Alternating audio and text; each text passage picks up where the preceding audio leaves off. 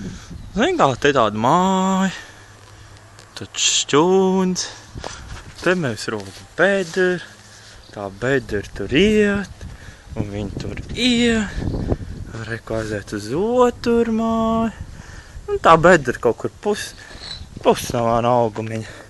Tad es viņā ielatu iekšā, un skatās, zem pamatiem tur ir Dācim kājas,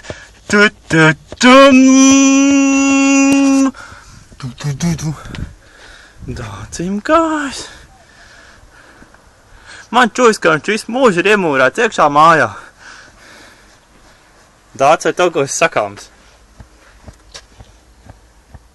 Vai tev tur iet labi? Vai tu gribi ēst? Vai tev patīk prikaši? Vai tev mīļākā mašīna ir šarans?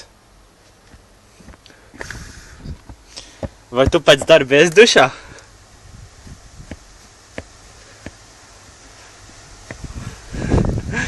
Jep, un tā dāvas tur paliek visu mūžu.